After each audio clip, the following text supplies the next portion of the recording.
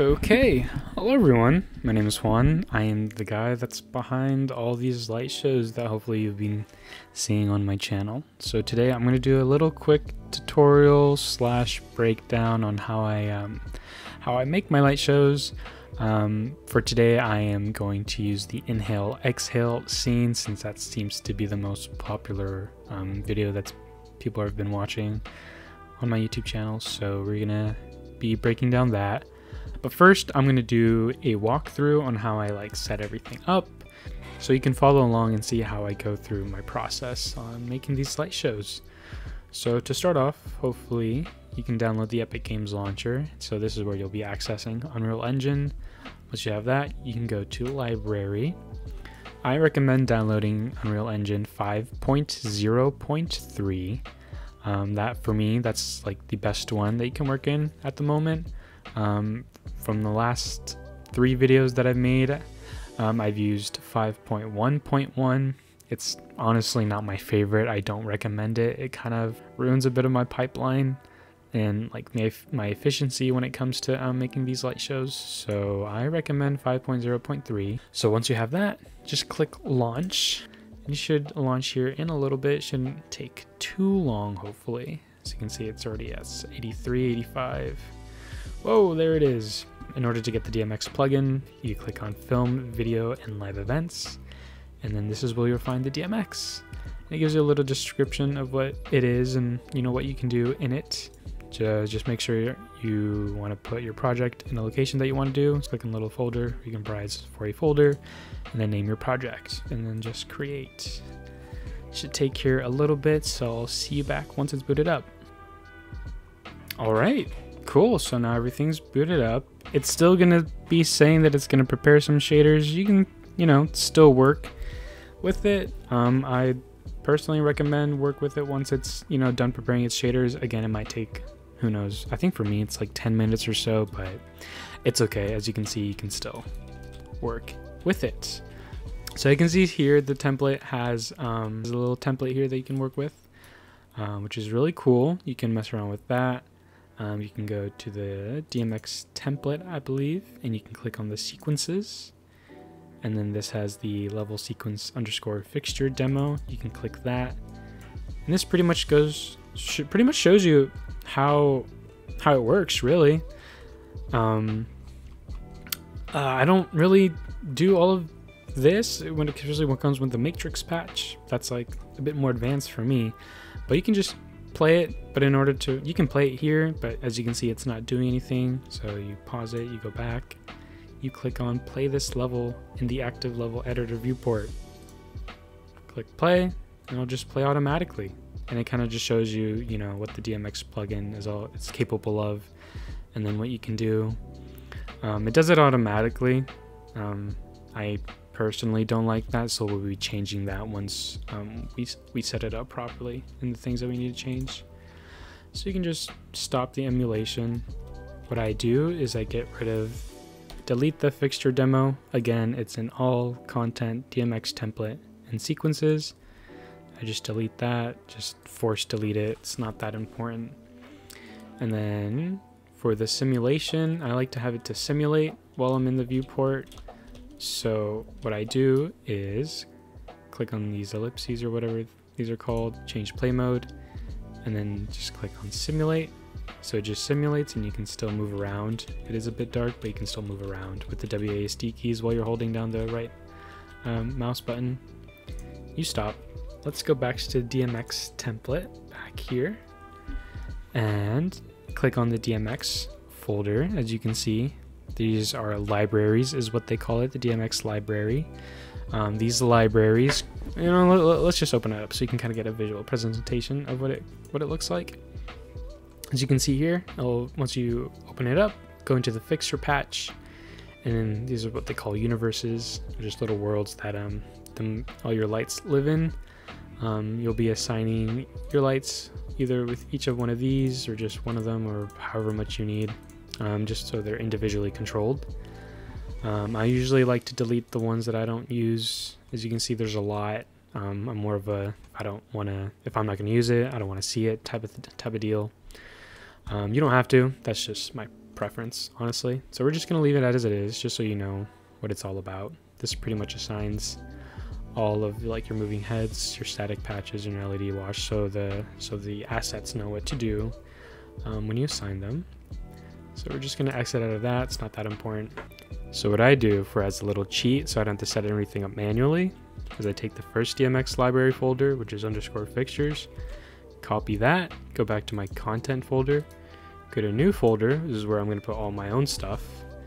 I'm just going to call it test. You can call it whatever you want, really. Go into that folder you just made, and then Control V to paste it in, and then a shortcut to rename any file that's in Unreal Engine. You just click on it and press F2, and then I'm just going to delete fixtures and call it whatever you want, test. And you already made your own DMX library. So what you can do now is, let's say you have, you know, you're in this and you kind of want to just experiment and see how everything works and how to set it up. You click on the spotlight that's up here, any of the lights. On the right side panel, you can either scroll down until you find DMX. You click on the little arrow on the left of fixture patch reference. You find DMX library, and you click on the drop down and you find the new DMX library that you made, which is mine is just the DMX library underscore test.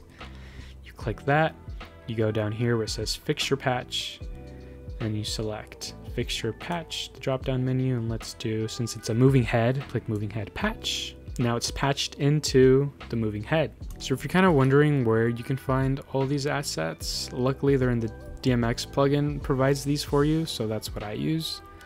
In order to find that, you go back to all, you search on the search tab DMX, since I don't really know where to actually find them. It'll pop up with these assets. You click on one of the blueprints, let's say the laser, you click on it, right click, and you do show in folder view, and it'll find the folder where it's supposed to be, and you make sure you're under the DMX fixture content. If you don't want to lose where that is, you just go on the left hand panel over here, click it, right click, make sure you do add to favorites. So when you click on the favorites tab, it's right there and you'll never lose it. So the stage elements is what you'll have, the trusses, as well as the barricade. You know, any of these assets that you might want to use, you can always scale them to your liking, as well as the drapes that are used back here. I use all of these on all of my light shows just to give a sense of realism. You can go back to DMX fixtures content, and this is where you find the pyro, the light fixtures, which is all the moving heads or spotlights, mirrors, static heads, which are these little things, the strobe lights or wash LED, all that good jazz. I mainly use these four, but that's what I use. I don't go into the whole matrix things. That for me, that's a bit too much personally. You'll also find your lasers under the lasers folder. You can make them really big. Those where you find all the content. If you want to start making the lights move and such, you're going to go back into your content folder, content, and then the folder that you made inside that content folder. What you want to use is called a level sequencer. You're going to go up to the top bar where this chop, I really don't know what that's called, honestly, my apologies, but hopefully you see it on the screen. Click on that, add level sequence, and make sure you select the folder that you made inside the content folder. I'm just going to call it test underscore sequence, if I can spell. And this will pop up. So in order to add the light, you do on the left hand, add track, go down until you find DMX library track, and then you find the library that you made. Mine is test, so I'm going to click on that, and we're not done yet. So you're going to click on the DMX library that you just added in. You click on the patch on the right hand, so the plus sign, and then you just find the one that you assigned to the moving head or to the spotlight. Mine is moving head 0, so I use that. It doesn't show up automatically, so you have to click on the drop down menu on the left, and then one more time on the moving head patch. And these are all the controls that are in the moving head patch 0. All the moving heads will have all of these controls. You can control the color, the shutter, the dimmer, the gobo, which is like the shape of the light. I'm not sure what frost or focus does. I've tried messing around with those in Unreal Engine and they never really done anything. and then pan, tilt, and zoom. Select add new key, so it keys on all of them. Make sure your shutter's at 1, colors at 0, which is just white, and your dimmer at 1, because 1 is on, 0 is off. Pan at 0.5, same with tilt 0.5, and then zoom as 1. And as you can see, it's not doing anything, but you have to activate it. So to activate that, you just do start simulation, and as you can see, apparently these two are using patch 0, so you can do that. You can tell it's working if you see these dots, and that if you start moving the tilt or any of these settings, they'll start moving themselves. Same with pan, as you can see. You can change the color option. They don't gradually change to colors, so that's why I try to make them instantly change colors instead of, you know, going from red to green or anything like that, because there's different colors in between that doesn't match with the rainbow, so it can get a little weird. It won't look good at all. So the colors don't change gradually because there's different colors in between some colors, so it's not the rainbow or anything like that. There's weird colors in between, so try to make them change instantly. In order to do that, you just select the dots and you just press 5 on your keyboard, and these squares will have it change instantly. So as you can see, boom, from whatever that color was, purple, to this weird green. Pretty cool. They can be used for all of them. Just like if you don't want it to smoothly change, you can just highlight it, press 5. Same with the first ones, and it'll just snap into that, which is pretty cool. So that's pretty much how you set up like their lights and spotlights and all that stuff. But that's how you set that up. And let me show you how it looks like when you actually have something already made. Okay, so we're here in my inhale exhale project. As you can see, it looks very flat because I'm in unlit right now. It's a very heavy project, like GPU wise, so if I don't have it in unlit, it can get a little laggy, which is not what I want. But if you do want to see it, I mean, this is how it looks like when it's lit up, when all the effects are on. I'll open my sequence so you kind of see how it works out. You can see as when I play it, you see how it goes through all that. If you want to take a look at my sequencer, this is how it looks like. I have, I believe, 6 patches of moving heads, as well as a laser and pyro patch. If you see these red dots, or not red dots, but these squares that have an outline of red, it just means that there are more than one point that are too close to each other and they're pretty much overlapping. You can just take the little scroll bar here at the very bottom, go out to one of the sides and just move that over, and it'll just zoom in pretty much so you don't see that the red outline is there anymore. And this is just the 5 cameras that I have, the camera cuts and my audio that I added in my visuals. I didn't go through visuals. I'm just going to do that very quickly for you. You want to make sure you prep your video beforehand, and what I mean by that, you make sure it's exported as a PNG sequence and not any of like MP4s or anything like that, because that will take a lot of resource GPUs wise when you want to render it in Unreal Engine. I learned that the hard way, unfortunately, but it's all good. In order to, you know, make a video work, is how I have it here. Let me just add this in real quick. You can just drop it into anything and it'll start playing, as you can see in the background. Ooh. In order for that to work, you want to right click on an empty area, click on media, image media source. That will make this window. You click on the sequence path, the little dots, the ellipses, and make sure you have the folder and where all your main visual is. You click on the first frame or the 0 frame, and then once you do that, it'll exit out. Frame rate override, make sure it's the exact frame rates of what you exported in. Mine was in 30, so click 30. If it's anything higher, it'll just speed it up. If it's anything lower, it'll slow it down, so make sure you choose the exact frame. You save that, you exit out of there. You want to right click an empty area as well. Go back to media, and then you make a media player. Once you click on that and it's made and you name it, this will pop up. You make sure at the very bottom you click on your image media source, which is, you know, the one that you just did, and it'll start playing here. Make sure it looks correct. If it does, go back down to the empty area, click go back to media one more time, and you create a media texture. immediate texture is what you'll be using. This will only pop up, not the material. If you want the material to pop up, you click it, you click and drag to any object in your scene and you let it go, and that will instantly make a video material. You click on the video material. If it does make a video material, it'll come out really dark for some reason, so you want to, you know, brighten it up a little bit. In order to do that, all you'll see when we do this is just going to be this. If I save it, this is what I mean by it gets really dark. See how it like goes super dark and you can just barely see it?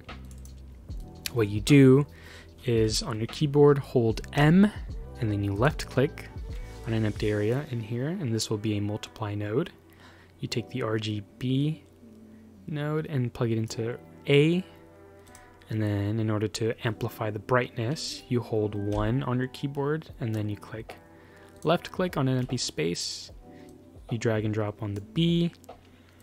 You're at the 0 constant. You make sure you bring it up a couple times. I just do 125 times to make it extremely bright. And to the result, you drag it into emissive color, and as you can see, it brightens it up. You save it, and then it's bright again. And then you go back, and you can see it's playing properly, and it's so nice, so cool. So once you have that done, you go back to your sequencer, you click track, media track, and then make sure you're at the very end. Nothing will pop up, just media. So then you click media, you add your image source, and then it'll populate your sequencer. But you're not done yet. You just have to click on it, right click, properties, make sure you go to media texture. It's gonna say none. You're gonna do a drop down menu, and then you click on the media texture that you named. Since mine is inhale exhale, I'll have to click that, and then you're done, and then it just should be playing properly, just how it's supposed to be, hopefully. You can do a lot of troubleshooting if it doesn't work, but that's okay. But that's pretty much how I set up lights and stuff when it comes to my light shows and all that good stuff. As you can see, I have people here. I got that at mixamo.com. I'll make sure to put all the links and resources for all of that, and then any other in-depth tutorials. But yeah, I downloaded the Xbot and Ybot and posed them in Maya. That's the 3D software I use. Pretty sure you can use it in Blender. And then just export the pose and just add them in here. I didn't do it one by one. What I did is go to the select mode and I click foliage, and then I just dragged and dropped all these characters in there, so I can just paint them in. Hopefully, if let me just do like a little quick. So you can see I just paint them in, and they just populate my little scene, which is pretty cool. That's a little fast way, and not resource heavy if you do it that way. Also, if you want for giggles, you can also right click on a model and then turn on nanite, because I guess that's like the new thing now, which helps your computer run a bit better when it comes to like populated scenes like this. But yeah, I know it was pretty quick. I didn't want to do like a really in-depth tutorial really, because I'm not an expert, as you'd say, so I don't really trust myself with all of that. But yeah, that was a quick little breakdown on how my scene works, and like the, what's it called, the level sequencer, and how the lights look.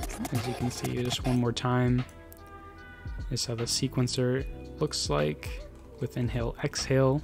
It's pretty much how it looks like for any of the other light shows that I have.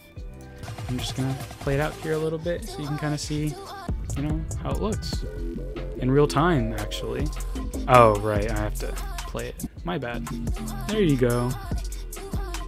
Yeah, so if you don't play it, it's not going to show up, so you're just trying to simulate it. So it happens in there, and yeah, that's how it looks like. In unlit, if I put it in lit, it's going to really slow down my computer a lot, and I'm sure you guys don't want to see that. Although, anyways, just let me pause this real quick. I do want to thank everyone, you know, for watching this little breakdown. I appreciate every single one of you. I just do want to let everyone know I will be going on vacation here pretty soon. I think for about 2 weeks, thankfully. So don't expect any videos in about a week or so. But yeah, I'll be in the comments as well, answering questions and stuff the best that I can. And And yeah, and see if I can help anyone out if you want to dive into all of this. So thank you again. I appreciate every single one of you, and hopefully I'll see you all soon.